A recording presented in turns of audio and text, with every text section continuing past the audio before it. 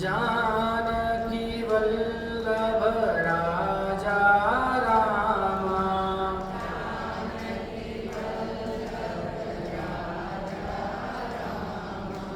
राधा वल्लभ राधे श्यामा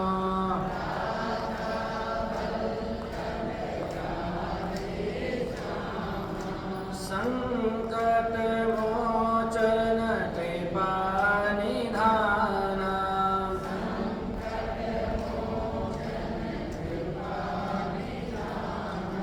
संकट मोचन दया निधाना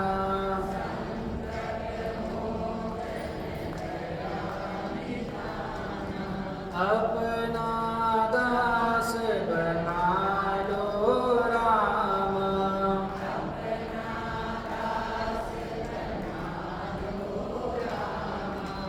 अपना दास बना लो श्याम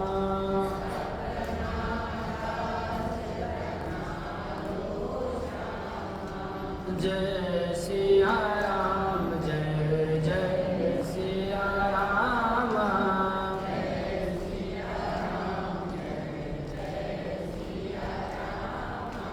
जय सिया राम जय जय सिया राम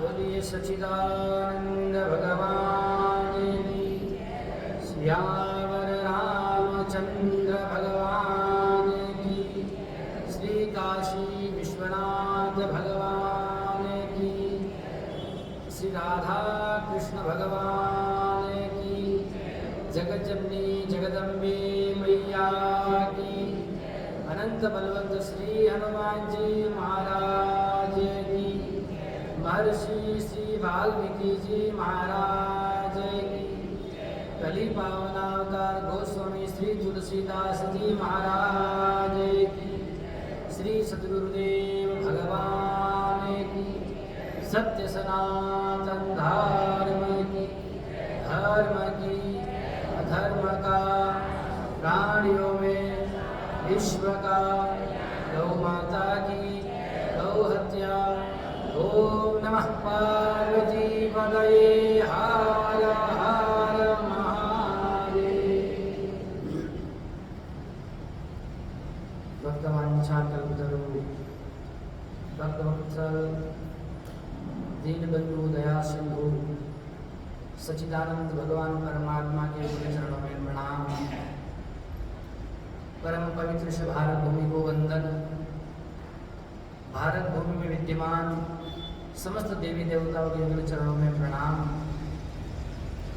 प्रातः स्मरणीय अर्चनीय वंदनीय श्रोत्रिय ब्रह्मनिष्ठ प्रतिपाद श्री सद्गुरुदेव भगवान के पूरे चरणों में प्रणाम करते हुए राजस्थान की पावन धरा में अवस्थित परम धार्मिक नगर ब्यावर के मध्य परम पवित्र श्री गीता भवन के अधिष्ठात्री देवता राधा कृष्ण भगवान की चरण सन्निधि में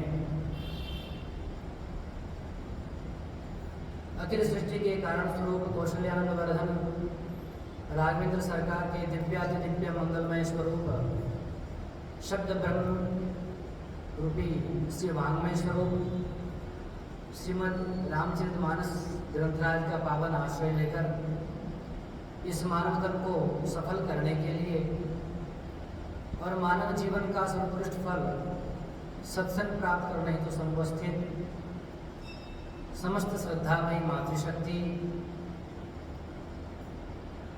गीता भवन के समस्त न्यासीगण धर्मानुरागी भक्तजन सज्जन आप सबके हृदय अंतकरण में विराजमान उस परम परमात्मा को सादर प्रणाम। जय सिया राम। अत्यंत पावन अवसर चातुर्मासिक के दिव्य अनुष्ठान के क्रम में हम लोग परम पवित्र भाव से भगवान की कथा श्रवण कर रहे हैं और आज परम पावन दिवस है। जिन महापुरुष के माध्यम से ये परम पवित्र राम कथा कि मंदाकिनी वही जिनके माध्यम से सकल लोगों के कल्याण के लिए अत्यंत सहज सरल भाषा में, जिसको लोक भाषा कहे अथवा सामान्य जन की भाषा कहे, उसमें अपने मन और परमात्मा की कृपा के माध्यम से, सुंदर लेखनी के माध्यम से एक ग्रंथ का प्रणयन किया। ऐसे परम पूज्यपाद श्रोत्रिय ब्रह्मनिष्ठ विरक्त श्रोमणी ठाकुर जी के अनन्य भक्त और साक्षात वाल्मीकि जी के अवतार कली पावनावतार गोस्वामी श्री तुलसीदास जी महाराज को प्रणाम करते हुए उन्हीं के पावन जयंती दिवस को हम लोग मना रहे हैं। बड़ा सुंदर अवसर है, क्योंकि ऐसे महापुरुष जब संसार में आते हैं तो अपने जीवन के संघर्ष के माध्यम से उनका अपना जीवन किस प्रकार अत्यंत कष्टमय पीड़ा में बीता है वे नहीं देखते। उनका तो चिंतन यही होता है कि इस संसार में यदि मैं आया हूं तो इस शरीर के माध्यम से, इस तन के माध्यम से संसार का उपकार कैसे, इसकी सफलता किसमें है? का परोपकारार्थम इदम शरीरम, ये शरीर परोपकार के लिए ही मिला। इसलिए संत महापुरुषों का जीवन भी परोपकाराय सताम विभूतया, तो संत महापुरुष का जीवन होता है वो परोपकार के लिए ही होता है। तो ऐसे दूसरों को उपकार करने वाले गोस्वामी तुलसीदास जी महाराज का जीवन चरित्र हम लोग श्रवण करेंगे तो उनके माध्यम से हमें ज्ञात होगा कि किस प्रकार उनका जीवन काल बीता है, कितना संघर्षमय था।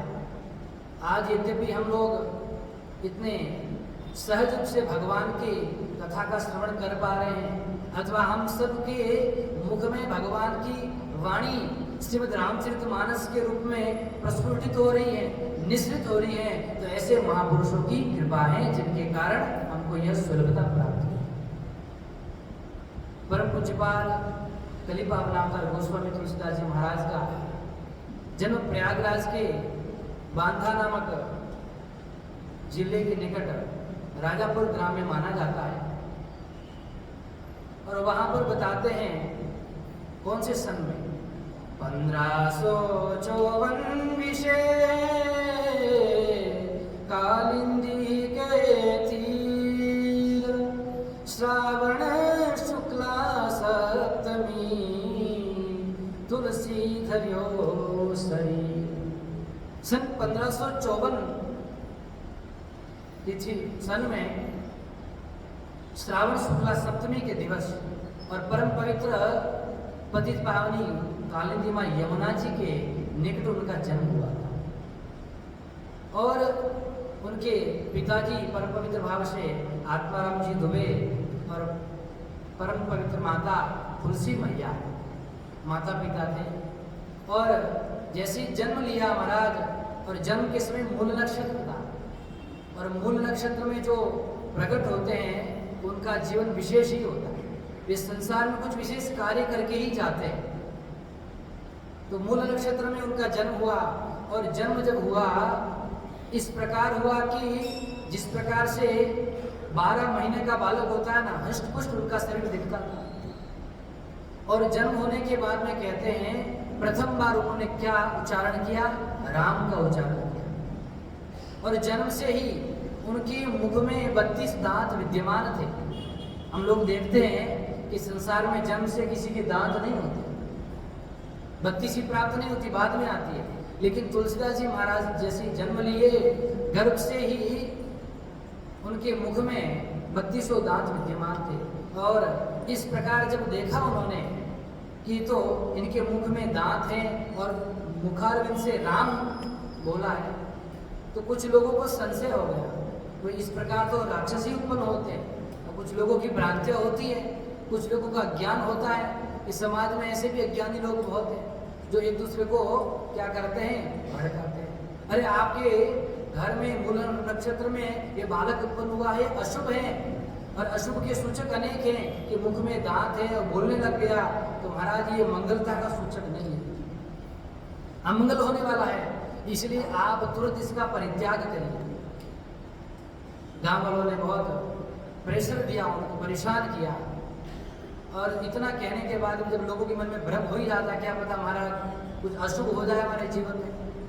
तो सप्तमी को तो जन्म हुआ, और माता का प्रेम तो अनन्य होता है, माता की करुणा कृपा होती है कि मैं अपने पुत्र का परित्याग कैसे कर दूं। सब जगह अपने पुत्र को कहीं जंगल में छोड़ दो या मार दो, लेकिन माता की इतनी करुणा थी, कृपा थी, माता की ममता नहीं मान रही थी, इसलिए माता ने उस पुत्र को दशमी की रात में अपनी जो दासी थी, सुनिया नाम की दासी, उसको दे दिया, ताकि सबको कह सके कि हमने पुत्र का परित्याग कर दिया, हमारे पास में। और दासी को पुत्र दिया, और दासी को पुत्र देने के अगले दिन ही एकादशी को माता तुलसी ने अपने प्राण त्याग दिए। और वह दासी ऐसे राम बोला, क्योंकि जन्म से उन्होंने राम का नाम उच्चारण किया था, सबने राम बोला ही नाम रख दिया, और अशुभता का सूचक तो मानते ही थे। उस दासी ने भी महाराज 5 वर्ष पर्यंत तो पालन किया, और 5 वर्ष बाद उस दासी का भी देहांत हो गया। अब तो गांव में और अफवाह फैल गई कि आते ही अपने माता को खा गए, और जिस दासी के पास में गए दासी भी मर गई। तो महाराज हमने कहा था कि अमंगलता का सूचक है, ये अमंगल करने वाले हैं, इसीलिए गांव में तो किसी प्रकार से रखना है। अब वो छोटा सा बालक, पालन पोषण करने के लिए उसके साथ में कोई नहीं है, थोड़ा बड़ा भी होता तो जानकारी होती कैसे कहाँ जाकर के भिक्षा पाली जाए। उस बालक ने जगह जगह जाकर के भिक्षा मांगना प्रारंभ किया कि कोई भोजन प्रसाद दे दे तो कम से कम इस तन की भूख तो मिटेगी।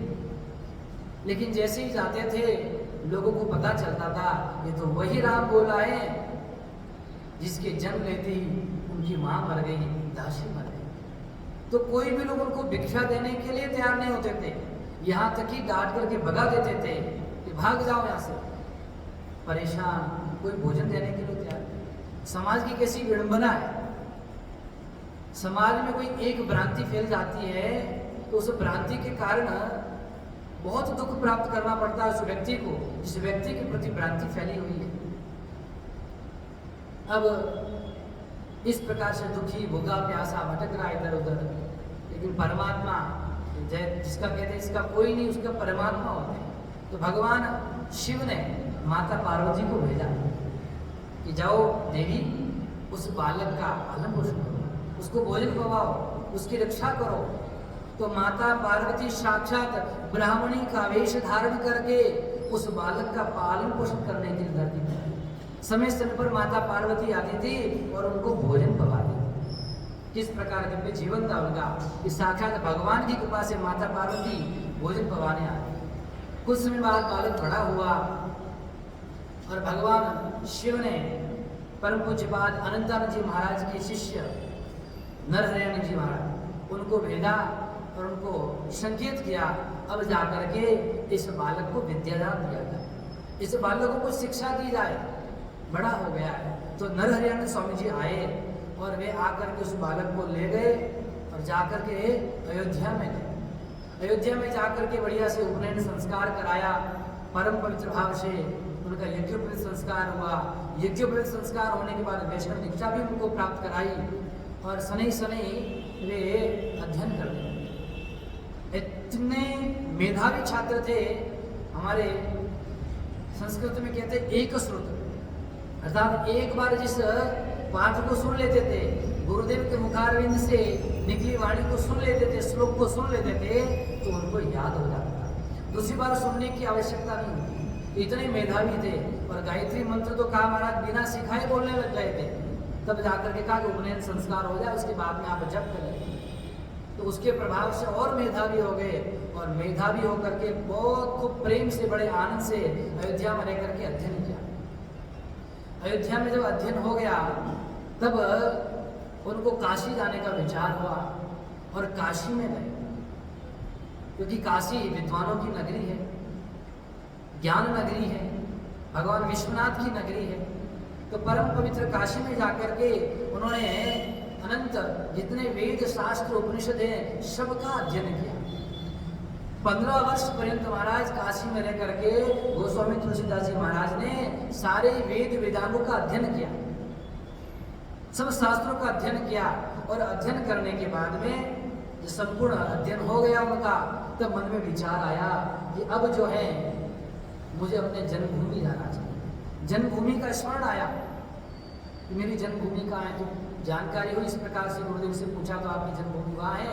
और उन्होंने सोचा हो सकता है घर परिवार में कोई बचा हो, बंधु बांधव मिले, उनसे मिलूं मैं। और अपनी जन्मभूमि गए, वह जानकारी की, अपना परिचय बताया, कहा कि मैं वही हूँ जिसको लोगों ने परित्याग कर दिया था, क्या मेरे परिवार में कोई बचा है। तो जानकारी हुई कि आपके परिवार में तो कोई बचा नहीं है। तब भी संघर्ष करना पड़ा कि तुम तो वही हो, निर्दयी हो, जन्म लेते अपनी माता को खा गए, तुम्हारे पिता भी मर गए, अरे जिस दासी ने तुम्हारी सेवा की उसको भी तुम खा गए। इस प्रकार से अनेक प्रकार के व्यंग्य लोग कर रहे थे। लेकिन गोस्वामी तुलसीदास जी महाराज भगवान की कृपा से अध्ययन करके आए थे और धीरे धीरे अब भगवान की कथा करने में प्रवृत्त हो गए।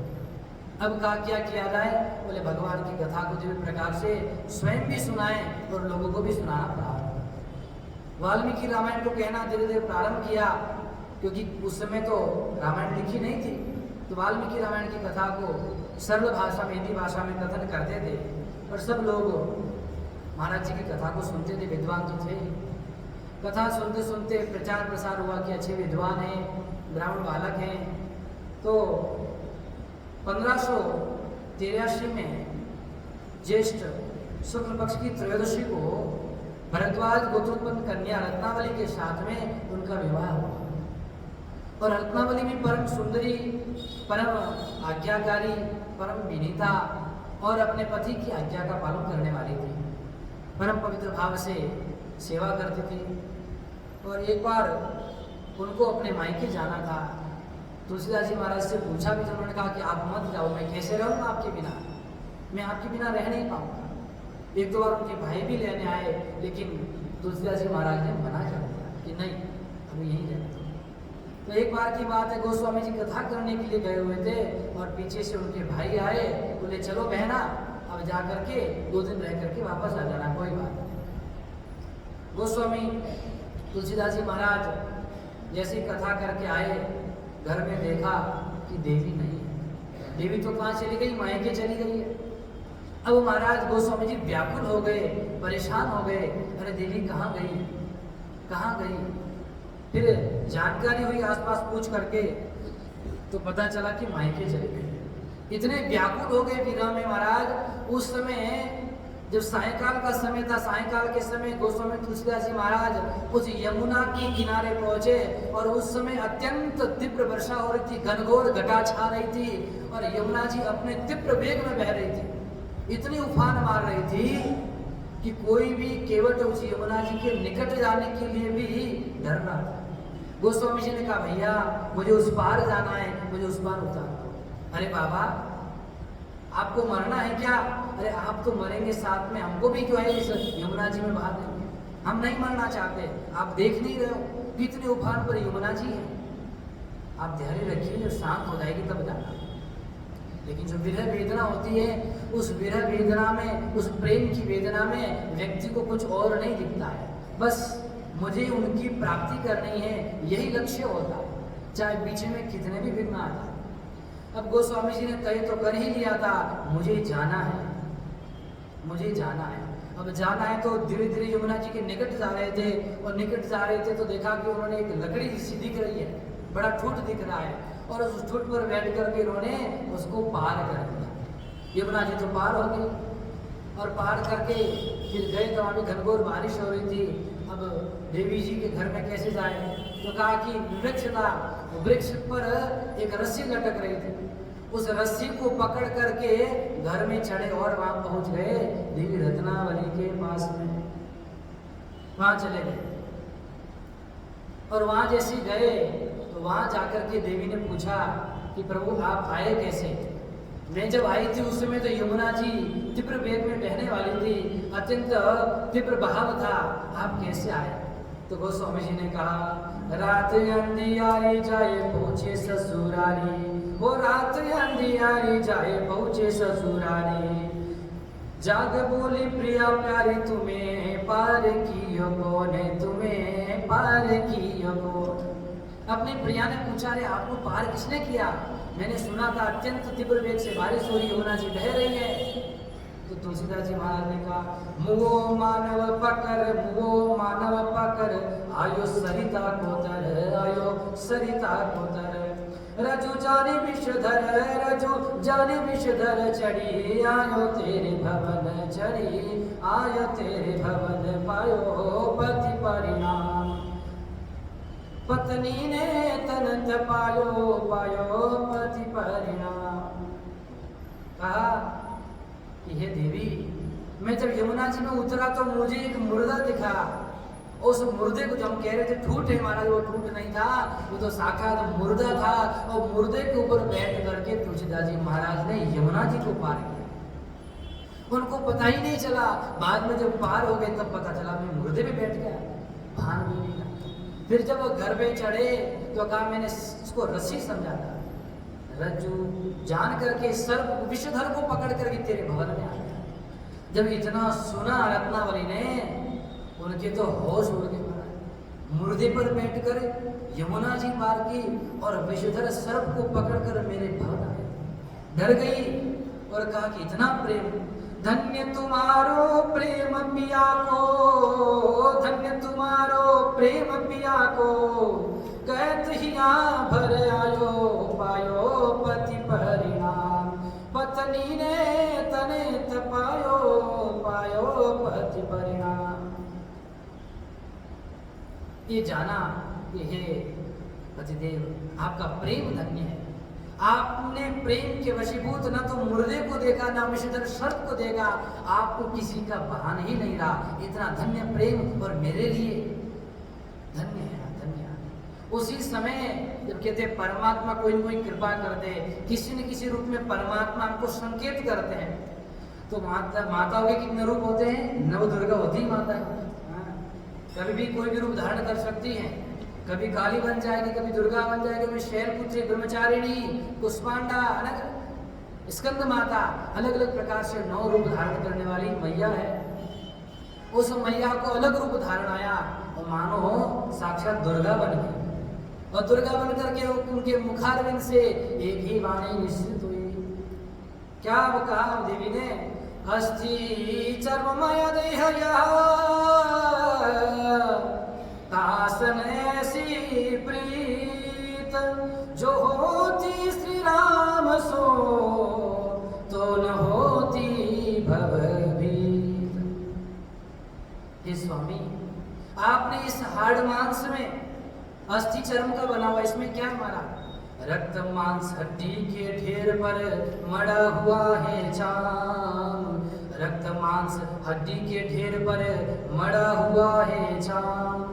वो देख उसी की सुंदरता को, देख उसी की सुंदरता को, हो जाती नींद हराम। ये माया तेरी बहुत कठिन है राम, ये माया तेरी बहुत कठिन है राम। देह मांस रुधिरे विमतिम त्यजतो। ये क्या है? देह, अस्थि, मांस और रक्त, यही तो है। इसी से सना हुआ है, हाड़ मांस से महाराज, इसमें कुछ नहीं है। इस पर क्या ऊपर चमड़ी मड़ी हुई है। अब इसको खोल करके देखोगे ना, कोई भी शरीर का एक भी मान लो थोड़ी सी चमड़ी हटा करके देख लिया तो फिर देखने लायक नहीं रहता। नव द्वारे पूरी देही, हमारे शरीर में जितने द्वार हैं, इन द्वारों में अंदर जब तक सब पदार्थ हैं तब तक तो अच्छा लगता है, और जैसे द्वार से बाहर आने लगे तब क्या केवल गंदगी ही लगती महाराज। अब नाक से किसी को जुकाम हो जाए तो बार बार क्या कहते प्राणायाम करे, ऊपर नीचे दाएं बाएं, तो व्यक्ति क्या शांत हो जाए बिल्कुल, और उसके पास कोई बैठना पसंद नहीं करेगा।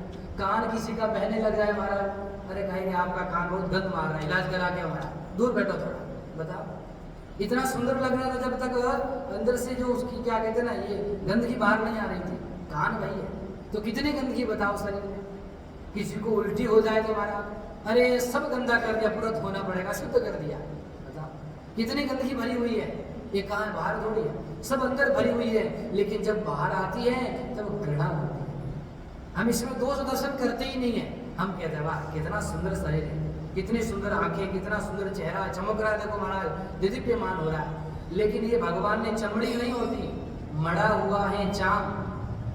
यदि परमात्मा ने कृपा करके इसके ऊपर सुंदर चमड़ी की परत नहीं बनाई होती तो गिद्ध कौवे सब नोच खाते इसको और कोई पास भी नहीं बैठ पाता। तो समस्त प्रकार से इस शरीर में तो क्या है, गंदगी ही भरी हुई है और कुछ नहीं है। माता देवी ने ऐसा उपदेश दिया कि वह उपदेश लग गया। ऐसा ही एक राजा था, उस राजा की एक पुत्री थी, बड़ी सुंदरी थी और सब कार्यों में अपना हाथ बटाती थी। और उन्हीं के साथ में एक मंत्री जी थे और मंत्री जी का भी एक पुत्र था।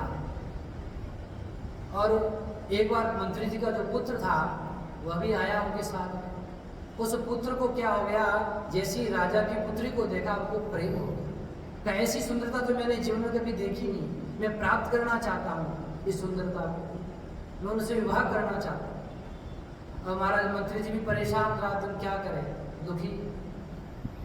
बाद में जाके पता चला कि पुत्र जो है राजा की बेटी से विवाह करना चाहता, जो कि संभव नहीं है, ये पॉसिबल तो है ही नहीं है। मैं किस मुख से राजा से कहूँ। मंत्री परेशान रहने लगे, अब क्या करें, किससे कहें। तब जाकर के जो राजा की पुत्री थी उनसे कहा कि हे देवी आप मेरी सहायता करिए कुछ, मैं परेशान हूँ, मैं कुछ कर नहीं पा रहा हूँ, मैं निर्णय नहीं ले पा रहा हूँ, क्या करूँ। उन्होंने कहा कि आप बताइए, आप मेरे पिता समान हैं, आप मंत्री हैं, पुरोहित हैं, आपकी संपूर्ण रूप से मैं सहायता करूँगी जो होगा। उन्होंने सारी बात बताई कि ठीक है कोई बात नहीं, आप अपने पुत्र को कहना 2 दिन बाद मेरे भवन में आ जाए, मुझे देखना चाहता, कोई बात नहीं आ जाए मेरे भवन में। मंत्री जी बोले ठीक है कोई बात नहीं, समाधान जो होगा। अब जो राजा की पुत्री थी, कन्या थी, उसने क्या किया, जमाल घोटा ले लिया हमारा, है ना। और जमाल घोटा जब लिया तो पेट क्या हो गया, खराब हो गया, सारा जो है अस्त व्यस्त हो गया। और संपूर्ण रात दिन क्या लगने लगी उनको, पेट शुरू हो गया। और जब कोई व्यक्ति बीमार होता है, चाहे उल्टी हो जाए, चाहे आपका पेट शुरू हो जाए, तो शरीर पूरा दुर्बल हो जाता है, शरीर में कोई शक्ति नहीं रहती है, सारा बिल्कुल इतना कमजोर हो जाता है, लगता है मरने वाला। क्योंकि उल्टी होगी तो आपके शरीर की जितनी आंतें सब में खिंचाव आता है और संपूर्ण रूप से पूरे शरीर में पीड़ा होती है। 2 दिन तक इस प्रकार उन्होंने किया तो पूरा शरीर तो उनका ऐसा हो गया, दुर्बल हो गया। और जब 2 दिन बाद उनका मंत्री का पुत्र आया उनके भवन में, तब उस देवी ने कहा कि इनको सुंदरता देखनी है तो जाओ, ड्रम भरे हुए मेरी सुंदरता से। जब वो जो पेट शुरू इत्यादि हुआ तो उन्होंने ड्रम में भर के रख दिया सारे मलमूत्र को एक स्थान पर, और कहा कि जाओ आपको मेरे से मिलना है ना तो उस कक्ष में ले जाओ। जैसे ही कक्ष में गया, इतना दुर्गंध मार रहा, परेशान हो गया, भाग करके बाहर आ गया, अरे कहाँ भेज दिया मुझे। और फिर जाकर के गया उस देवी के पास में तो देखा इतना दुर्बल शरीर, आंखें धसी हुई, चेहरा धसा हुआ, बिल्कुल पीड़ा से, दर्द से परेशान। वो देखा है तो उसने कहा आपने देखनी, सुंदरता प्राप्त करनी है, सुंदरता उधर रखी है।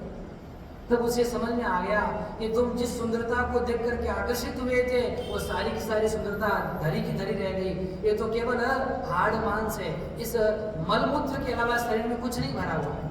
इसलिए क्या है, मलमूत्र का भांड है हमारा। इसमें 2 दृष्टि देख सकते हैं आप, एक तो मलमूत्र का भांड है, इसको दोष दृष्टि देख करके सब चीजों से दूर हो जाओ, और दूसरा साधन धाम मोक्ष कर द्वारा पाइन जेई परलोक सवारा।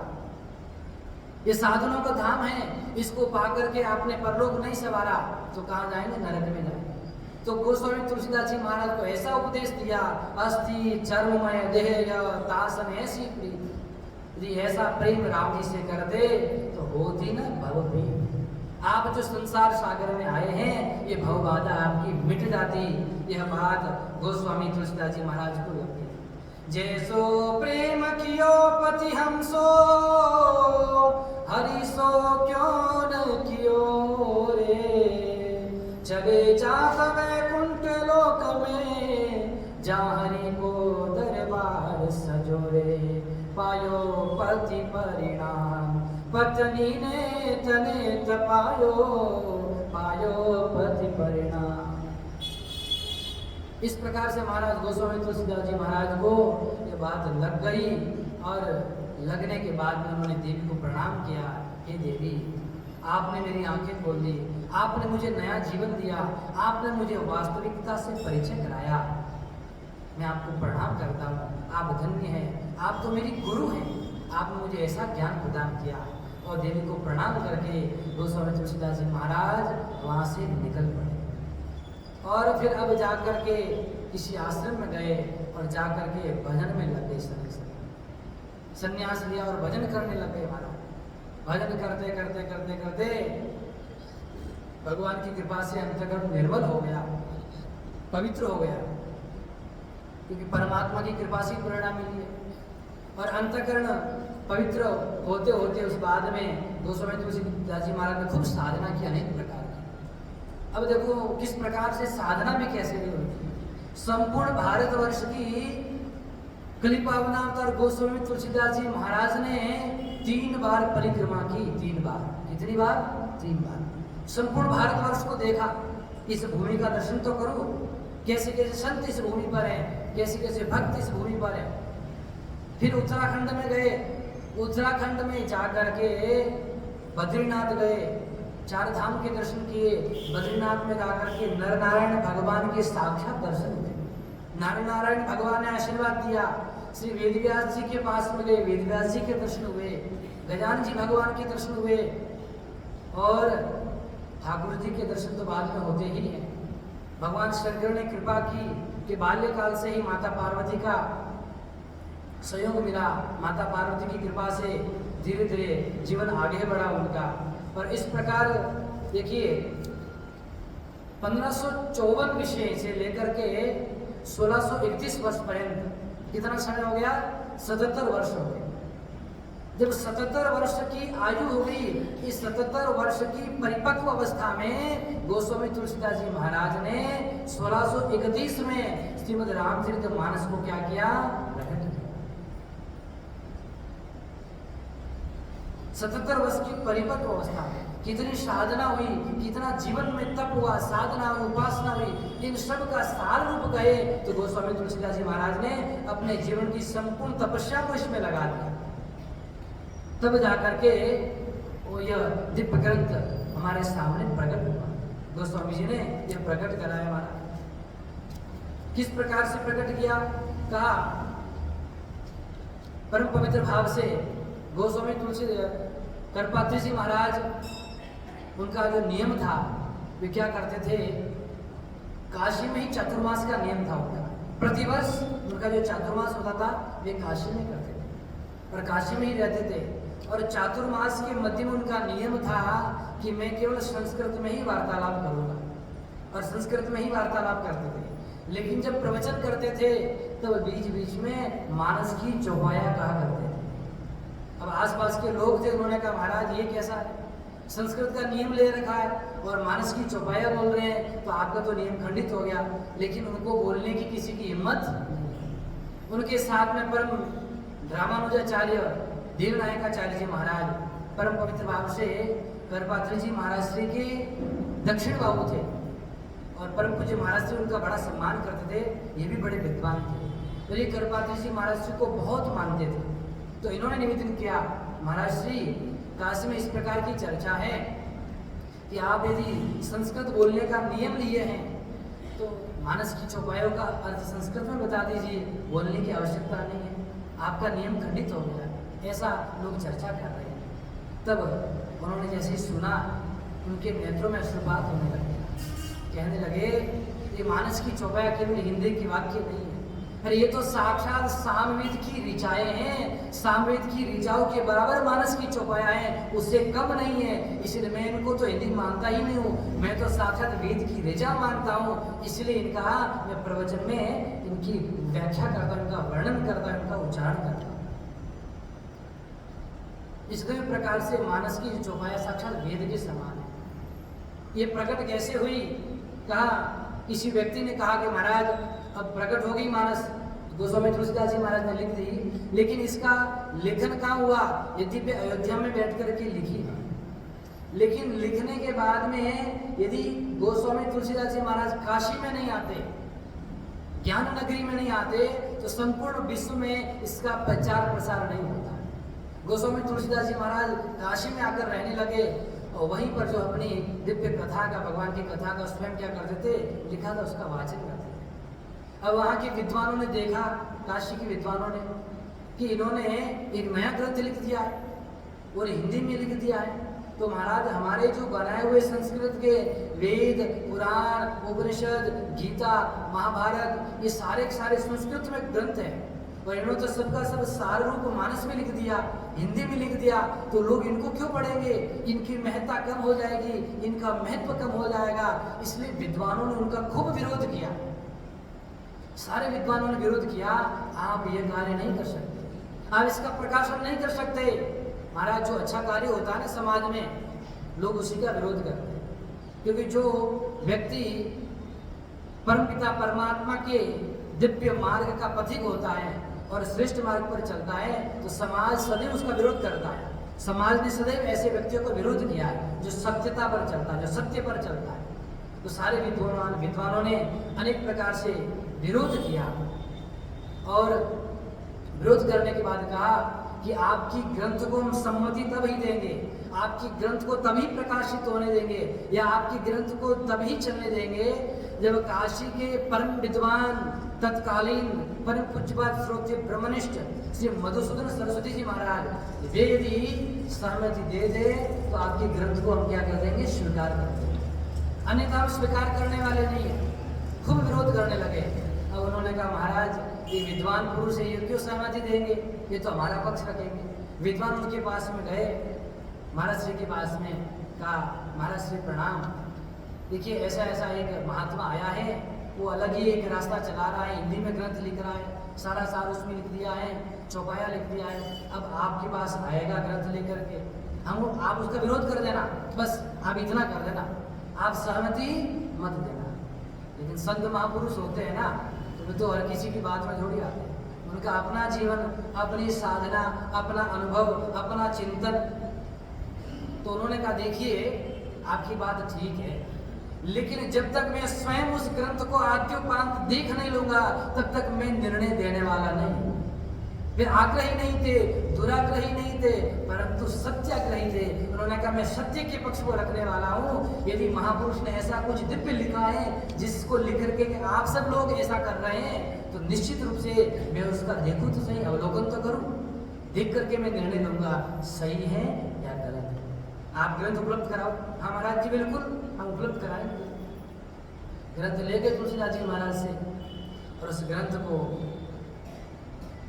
श्री मधुसूदन सरस्वती जी महाराज ने आद्योपांत पूरा देखा, अध्ययन किया, और देख करके इतना प्रसन्नचित्त हो गए। कितना दिव्य ग्रंथ, कितना सुंदर ग्रंथ है हमारा। इसको देख करके तो ऐसा लगता है सारे वेदों का सार इसमें आ गया।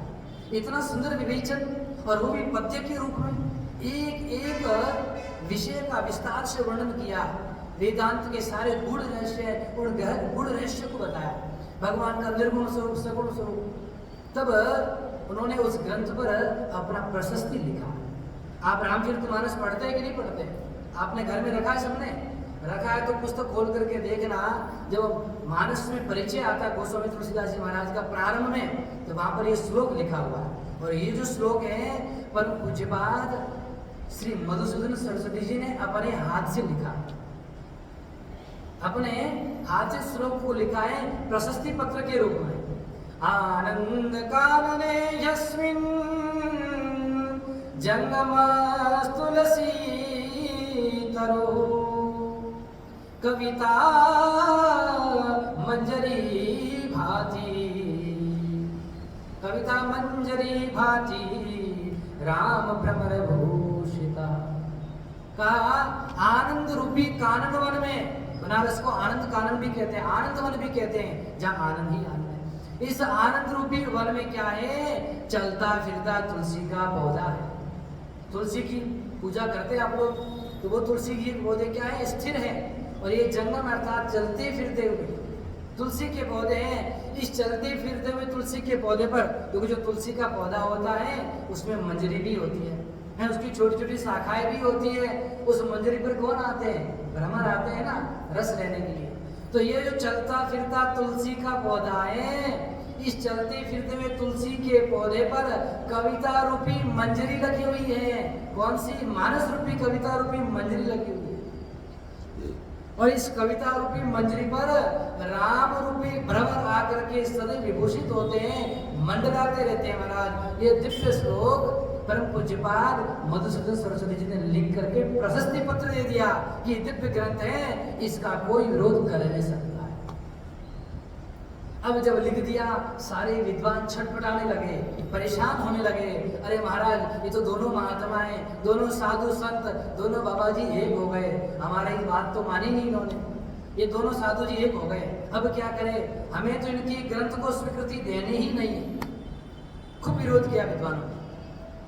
अब उन्होंने कहा देखो अब भी हम मानने वाले नहीं हैं। तो बोले कैसे मानोगे? बोले मानेंगे तो तब। बोले कब?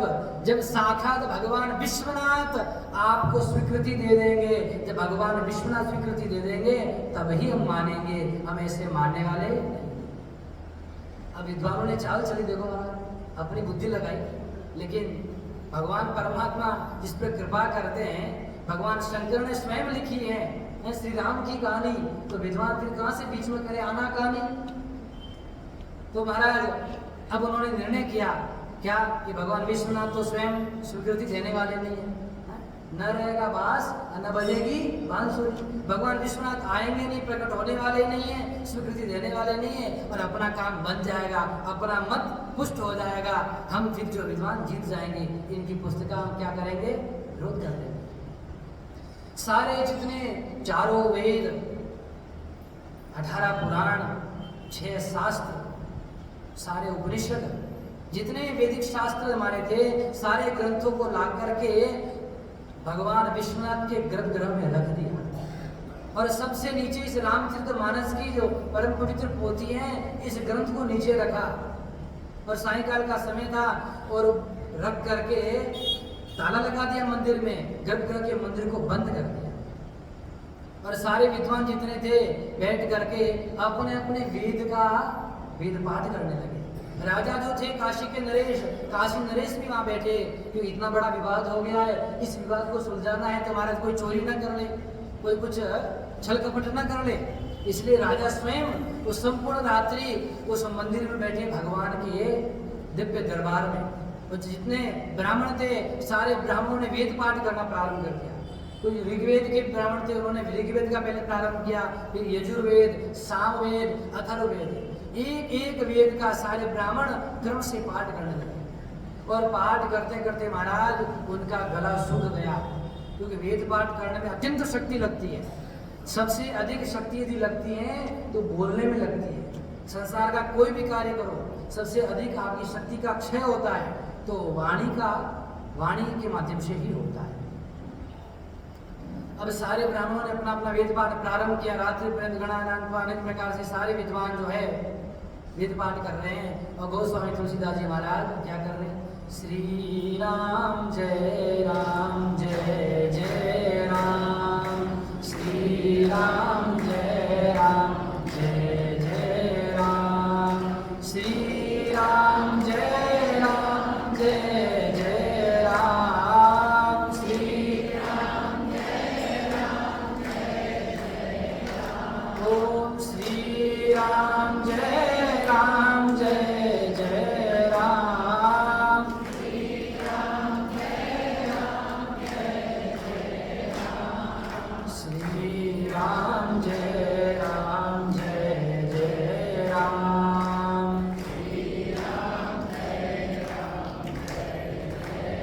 बोले सियावर रामचंद्र भगवान की, श्री काशी विश्वनाथ भगवान की।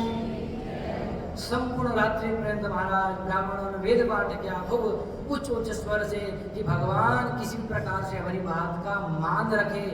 और तुलसीदास जी बाबा जी कह रहे हैं कि भगवान की जो इच्छा होगी वह होगा, हमें क्या करना, भगवान करा रहा वो कराए अपनी इच्छा से।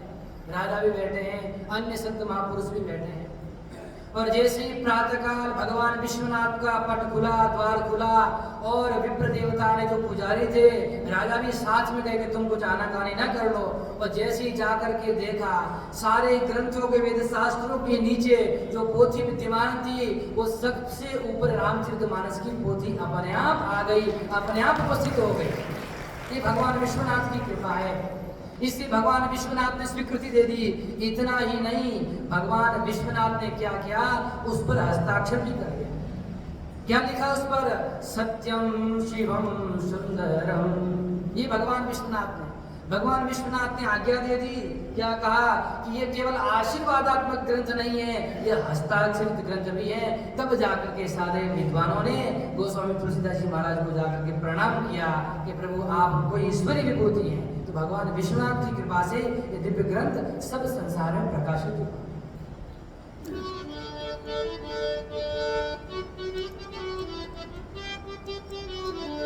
जय जय जय जय सिया रघुराई, जयति जय तुलसी गोसाई।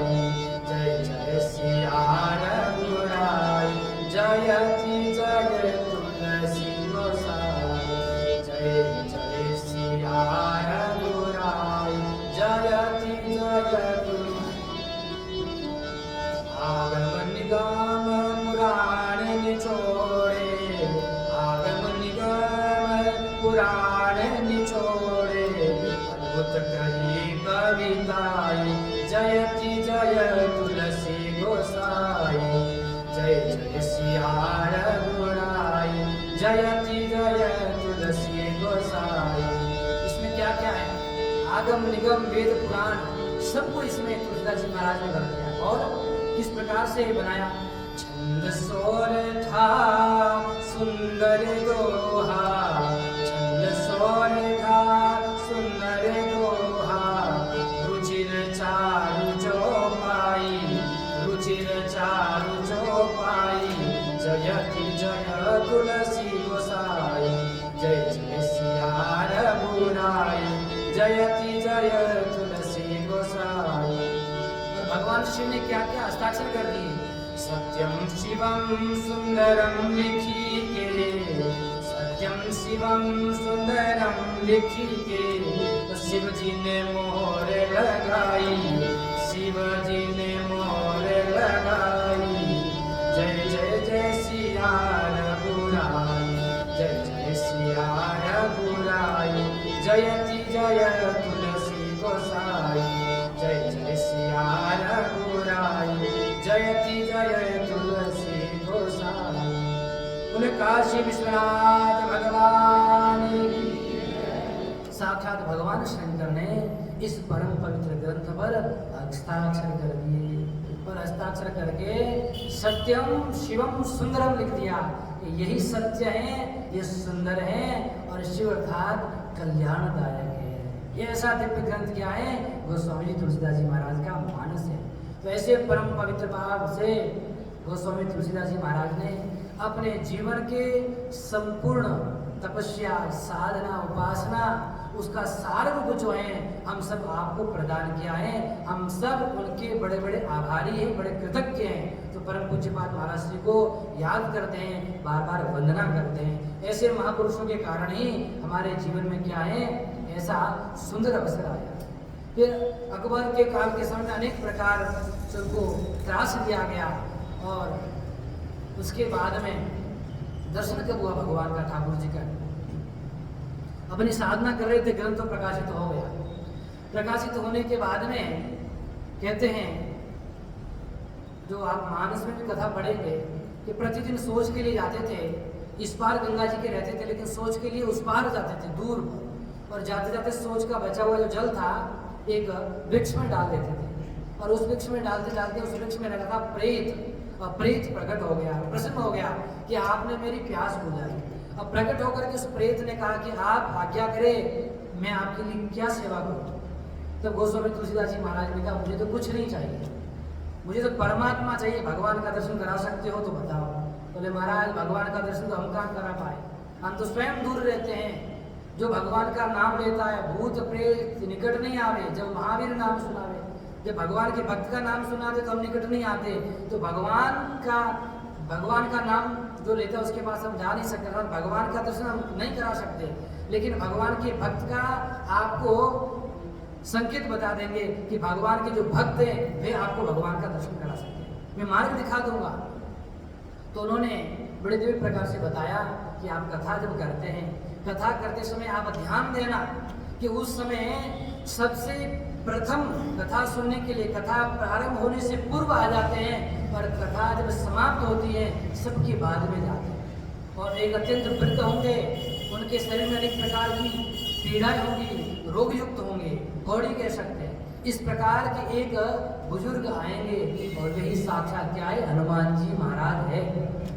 इसलिए आप क्या करना, ध्यान देना, और ध्यान देकर के उनके पीछे लग जाना, फिर आपको ठाकुर जी का दर्शन हो जाए। गोस्वामी महाराज इसी प्रकार कथा कर रहे थे, लोग आए, उन्होंने सजग होकर के ध्यान दिया, सबसे पहले आ रहे हैं, और आकर के बैठ के बस ध्यान वही है, कथा चल रही ठाकुर जी, और कथा चलते थे पूरा ध्यान उन्हीं बुजुर्ग को देख करके कथा कह रहे थे। कथा समाप्त हुई, सारे लोग जैसे ही गए और हनुमान जी महाराज अंतिम में उठ करके खड़े होकर के जाने लगे, तो तुलसीदास जी महाराज पोथी को प्रणाम करके, व्यासपीठ को प्रणाम करके तुरंत उठ करके भागे पीछे पीछे, कि कहीं भाग गए तो मुश्किल हो जाएगा मिलना। बड़ी मुश्किल से प्रेत ने कृपा करके मुझे बताया मार्ग, अब पीछे पीछे भागे तो हनुमान जी महाराज अभी तो पोथों की लीला करने वाले, उनको पता चल गया कोई पीछे भाग के आ रहा है, अपना डंडा लेकर के अपनी गति बढ़ाई धीरे धीरे। वृद्ध थे ही, अब वृद्ध का रूप बनाया है तो वृद्ध की तरह चलना भी पड़ेगा। अब वृद्ध की तरह तेज तेज चल रहे हैं, गोस्वामी जी महाराज खूब पीछे पीछे भाग रहे हैं। अब आप कभी बनारस गए होंगे, वाराणसी में 80 घाट का दर्शन किया आपने, उसी 80 घाट पर ये कथा कह रहे थे, 80 घाट पर से दृश्य हो रहा है। 80 घाट से गोस्वामी तुलसीदास जी महाराज हनुमान जी के पीछे भाग रहे हैं, भागते भागते भागते भागते परम पवित्र भाव से एक दिव्य स्थान है जहाँ आज संकट मोचन हनुमान जी महाराज वहाँ विराजमान है, दिव्य मंदिर है। इतनी दूरी जब तय हुई तब जाकर के गोस्वामी जी ने कहा, प्रभु अरे नाथ अब तो दर्शन दो, अब मत तड़पाओ, मैं पहचान गया हूँ आपका, अब मत भागो, अब और दुख मत दो मुझे। तब हनुमान जी महाराज वहाँ रुके एक शिला पर, और उस शिला पर रुके, वहां जाकर के दर्शन दिया, और उसी शिला का नाम क्या हो गया, संकट मोचन हनुमान जी महाराज। तो काशी में जाएंगे तो आप दर्शन करेंगे, वहीं पर गोस्वामी तुलसीदास जी महाराज को दर्शन दिया। और जब दर्शन हो गया, दर्शन होने के बाद में अब धीरे धीरे हनुमान जी महाराज कृपा करने लगे। तब गोस्वामी जी ने कहा, प्रभु अब ठाकुर जी का दर्शन कराओ, मुझे राम जी का दर्शन करा दो, उनका दर्शन करने की बहुत लालसा है। तो हनुमान जी ने कहा, ठीक है दर्शन कराएंगे, लेकिन सावधान रहना। तुलसीदास जी महाराज बैठे थे और कुटिया उनकी जंगल में थी, वहाँ विराजमान थे।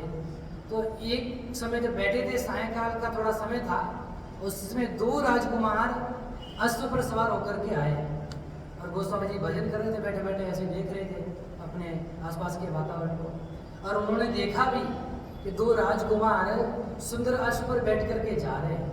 लेकिन वो जब निकल गए तब हनुमान जी महाराज आए, बोले आपने दर्शन किया ठाकुर जी का, दर्शन हुआ आपको? बोले कहाँ दर्शन हुआ? अरे अभी तो ठाकुर जी गए। बोले कब गए, कैसे गए? बोले 2 घोड़े के ऊपर ठाकुर जी आए थे, 2 राजकुमार आए थे। बोले हाँ देखा तो था। तब चुप गए, तब रोने लगे बेचारे, परेशान हो गए, अरे मैं चुप गया प्रभु, कैसा भागा, आप सामने थे फिर भी पहचान नहीं पाया। तो कई बार सज्जनों हमारे सामने भी ऐसा होता है, भगवान सामने होते पर हम पहचान नहीं पाते। इसलिए किसकी आवश्यकता है? गुरु की आवश्यकता है। गुरुदेव हमें समझाते हैं कि चूक गए अवसर अब न चुकना, अब ठाकुर जी का दर्शन होकर के ही रहेगा, क्योंकि अब हमने आपको बता दिया। अब रोने लगे, बहुत परेशान होने लगे। हनुमान जी का कोई बात नहीं, फिर आपको दर्शन कराएंगे, लेकिन इस बार सावधान रहना। तब चित्रकूट में गोस्वामी तुलसीदास जी महाराज बैठे थे, और बैठे बैठे क्या कर रहे थे? चंदन घिस रहे थे ठाकुर जी को लगाने के लिए। वहाँ बैठे बैठे जब चंदन घिस रहे थे तो ठाकुर जी बाल रूप में आए, और बाल रूप में आए और कहने लगे, बाबा हमको भी चंदन लगा दो। हाँ बाबा हमको भी चंदन लगा दो। और बाबा ने कहा, देखो मैं चंदन घिस रहा हूँ, आप ही तिलक लगा दो। तो बाल गोपाल के रूप में ठाकुर जी बैठ गए और वो तिलक लगाने लग गए।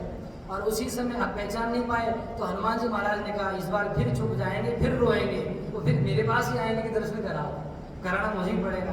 तो उस समय हनुमान जी महाराज तोते के रूप में आए। किस रूप में? तोते के रूप में आए। फिर कहने लगे चित्रकूट के घाट पर भई संतन की भीड़, और तिलक देख रघुवीर। तो इस प्रकार हनुमान जी महाराज जब तोते के रूप में बोले तब जाकर के समझ गए कि अब ठाकुर जी सामने हैं, और पैर पकड़ करके रोने लगे। ठाकुर जी के दर्शन हो गए। ठाकुर जी अब छोड़ करके मत जाना। इस प्रकार गोस्वामी जी महाराज को ठाकुर जी का दर्शन हुआ। तो ये दिव्य लीला है गोस्वामी जी की। और जीवन में संघर्ष का कहे तो अनेक प्रकार के संघर्ष हुए। उसी में एक संघर्ष आता है, अकबर का काल था, और अकबर ने सुना कि ऐसा सिद्ध महापुरुष है, सिद्ध महापुरुष को यहाँ बुलाओ, हमारे यहाँ हाजिरी लगाओ, हमारी भी कविता लिखे। तो उनके सेवकों को भेजा।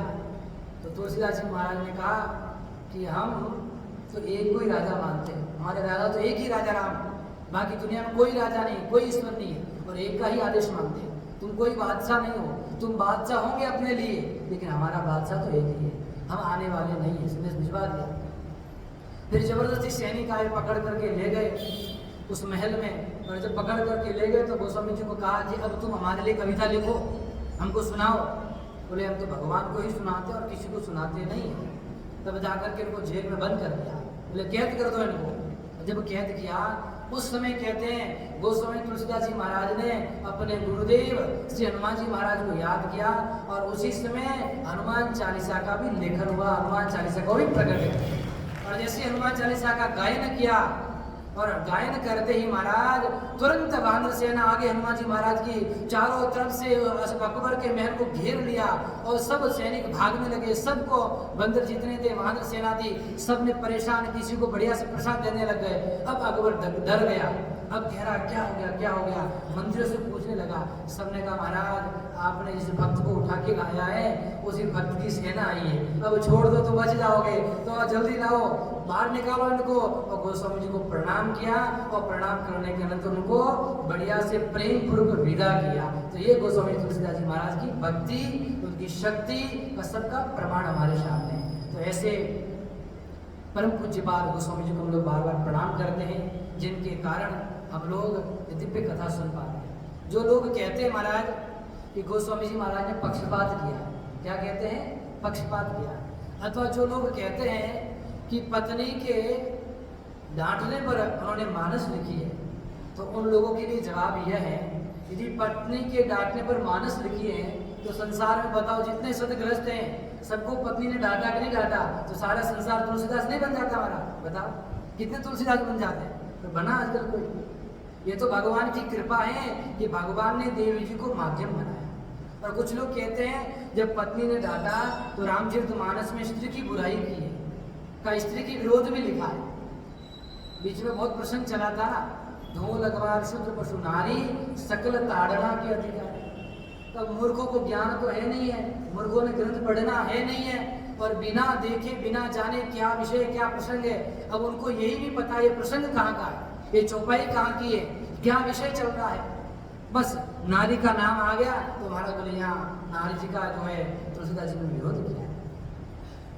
ये प्रसंग है जिस समय ठाकुर जी क्या कर रहे थे, समुद्र लंघन के लिए समुद्र के पास बैठकर के विनती कर रहे थे। उस समय ये समुद्र ने स्वयं कहा था अपने मुख से वाणी, प्रभु यही लोग हैं इनको थोड़ा क्या वश में रखना पड़ता है, सबके लिए अलग अलग है। ढोल गवार शूद्र पशु नारी, हमारा जो ढोल है, ढोल को जब तक ताल में नहीं बजाओगे तो बजेगा क्या? उसको ताल देनी पड़ेगी ना, केवल पीटने से थोड़ी होगा। कोई व्यक्ति के मैं ढोल को पीट रहा हूँ तो पीटने से उसमें सुंदर ताल आएगी, बजेगा, उसका ताल से मतलब है क्या? उसको ताल से बजाना। ढोल गवार, गवार जो व्यक्ति है जिसको ज्ञान नहीं, अनपढ़ है, अब आपने दुकान में लगा दिया तो संसार में व्यवहार तो करते हो, उस व्यवहार को यदि लिख दिया तो तुमको चुभने लगेगी बात। आपकी दुकान में नौकर होगा ना, तो नौकर को डांटते हैं कि नहीं डांटते कभी? अरे ऐसा कैसा काम कर दिया तुमने, सही से करो। तो उस व्यक्ति को ज्ञान नहीं है उस विषय का, इसलिए गंवार है तो उसको क्या है, दिशा दी जाती है। ढोल गवार शूद्र पशु नारी, और शूद्र कौन का? शूद्र को जो सेवा करता है, अर्थात समस्त प्रकार से शूद्र कोई नीच योनि नहीं कहा गया, कि समस्त जो है परमात्मा के शरीर से ही उत्पन्न हुए हैं, परमात्मा के अंग ही हम लोग। ये जो ब्राह्मण क्षत्रिय वैश्य शूद्र कोई अलग अलग नहीं है, सब परमात्मा के ही शरीर से प्रकट हुए हैं, तो सबको एक एक श्रेणी दी है। अब महाराज कोई कहे कि शुद्ध अछूत है, तो ये बताओ परमात्मा के चरणों से शुद्ध प्रकट हुए हैं कि नहीं हुए? और जब चरणों से प्रकट हुए हैं तो सबसे पहले प्रणाम किसी को करना है तो किसको करेंगे? चरण को तो प्रणाम करेंगे, माथे को थोड़ी प्रणाम करेंगे। लेकिन सबका अलग अलग कार्य है। ज्ञान कहाँ रहेगा? सिर में रहेगा। बल कहाँ रहेगा? भुजाओं में रहेगा। भोजन इत्यादि कहाँ रहेगा? पेट में रहेगा। और चलना फिरना कहाँ से रहेगा? पैरों से रहेगा। तो इस प्रकार से एक व्यवस्था बनाई है, तो उसको भी एक दिशा देनी पड़ती है। और पशु को भी क्या करना पड़ता है? उसको समय समय पर क्या दिशा देनी पड़ती है कि नहीं देनी पड़ती है? अब पशु चला गया तो लकड़ी से उसको संभालते हैं। और नारी कोई लिखियों का या ताड़ना अर्थ नहीं, ताड़ने के अनेक अर्थ है। अर्थात नारी को अपनी मर्यादा में रहना चाहिए। यदि मर्यादा में नहीं रहती है उसको मर्यादा में रखना चाहिए। अपने पति को क्या करना चाहिए? मर्यादा में रखना चाहिए। जब नारी मर्यादा में रहेगी, मर्यादा का पालन करेगी, तो समस्त प्रकार से समाज का क्या होगा? उत्कर्ष होगा। यहाँ ताड़ना अर्थ नहीं है। कई प्रकार से आपने देखा होगा, अभी वर्तमान समय में अनेक प्रकार से जब परम अति स्वतंत्र हो जाती है, स्वतंत्रता ठीक है, सबको अपनी अपनी स्वतंत्रता है, किसी पर कोई बंधन नहीं है, लेकिन अपनी मर्यादा का उल्लंघन कर दे तो समाज पर कलंक लगता है कि नहीं लगता? बताओ, वास्तविकता है कि नहीं? उसी बात को समुद्र ने कहा, प्रभु इनको समय समय पर रास्ता देना पड़ता है। क्या देना पड़ता है? मार्ग दिखाना पड़ता है। तो गोस्वामी जी ने किसी के विरोध में कोई ग्रंथ नहीं लिखा, इसीलिए कहा यहाँ न पक्षपात कछु राखा, यहाँ न पक्षपात कछु राखा, वेद पुराण संत मत भाखा, वेद पुराण संत मत भाखा। इसमें गोस्वामी महाराज ने किसी व्यक्ति, किसी जाति, किसी वर्ण, किसी धर्म, किसी भी व्यक्ति के प्रति कोई पक्षपात नहीं किया।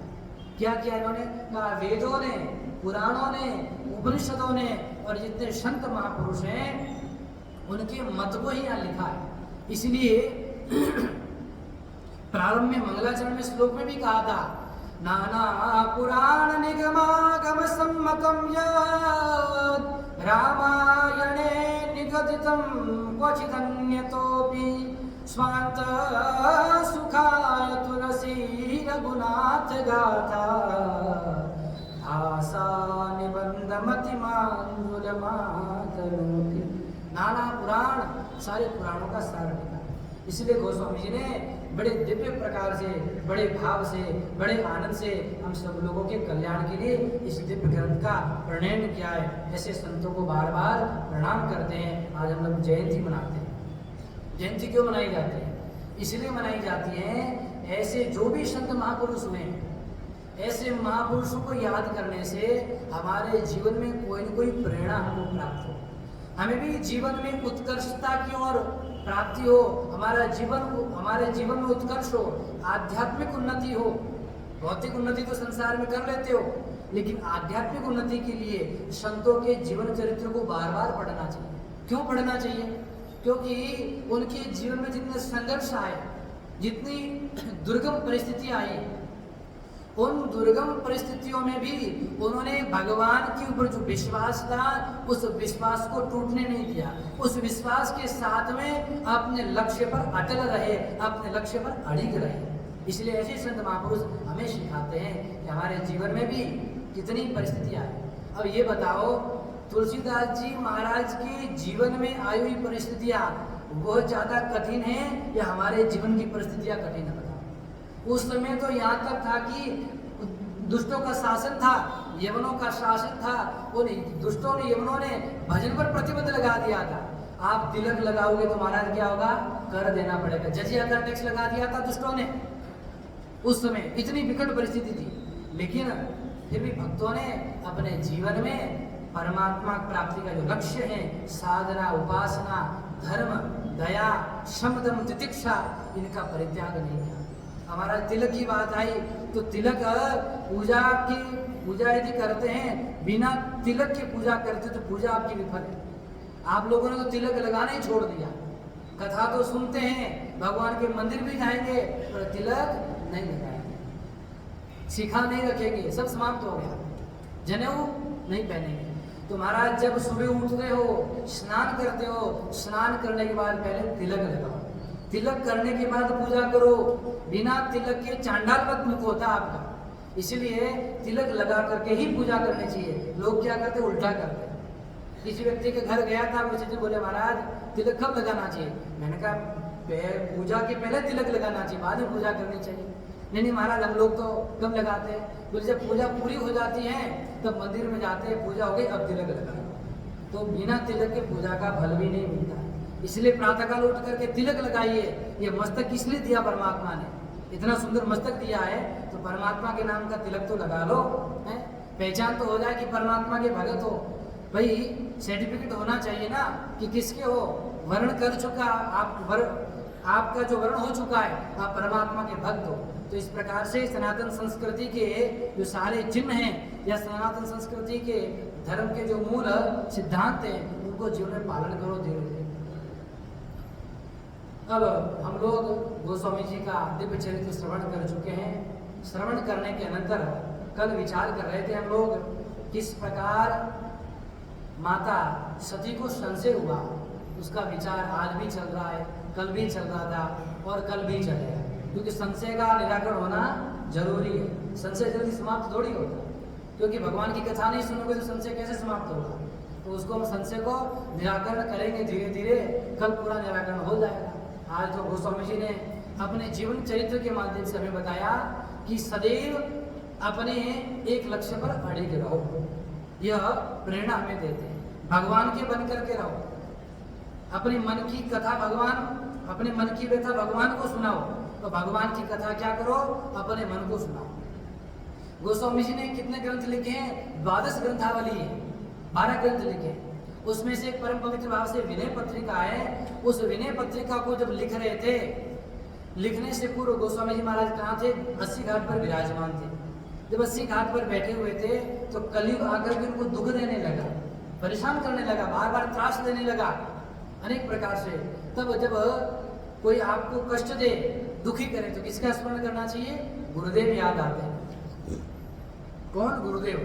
तो हनुमान जी को याद किया, हनुमान जी प्रकट हुए और हनुमान जी ने आकर के कहा कि आप ऐसा करिए, विनय पत्रिका लिखिए और विनय पत्रिका लिख करके ठाकुर जी को निवेदित कर दीजिए। ठाकुर जी को निवेदित कर दोगे तब जाकर के कलयुग भी आपको परेशान नहीं करेगा।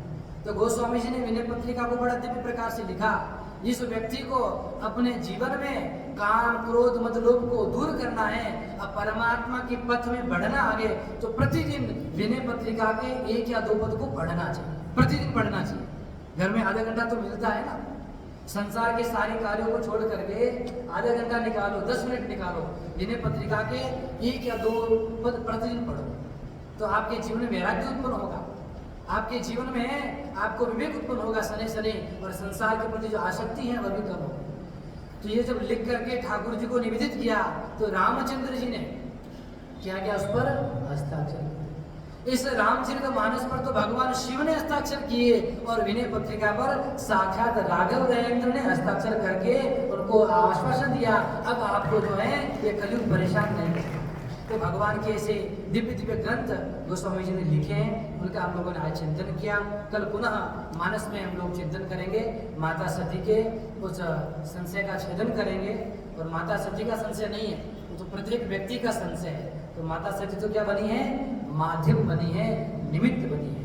तो आज भगवान की कथा को यही विराम, और कल पुनः हम लोग भगवान की कथा का श्रवण करेंगे। बोले सच्चिदानंद भगवान, श्री काशी विश्वनाथ भगवान की, सियावर रामचंद्र भगवान की, श्री राधा कृष्ण भगवान की, जगजननी जगदम्बे मैया की, अनंत बलवंत श्री हनुमान जी महाराज की जय, श्री महर्षि वाल्मीकि जी महाराज की, कली भावनावतार गोस्वामी श्री तुलसीदास जी महाराज की, श्री सद्गुरुदेव भगवान की, सत्य सनातन धर्म की, धर्म का प्राणियों में विश्व का गौ माता की गौ हत्या। ओम नमः पार्वती पतये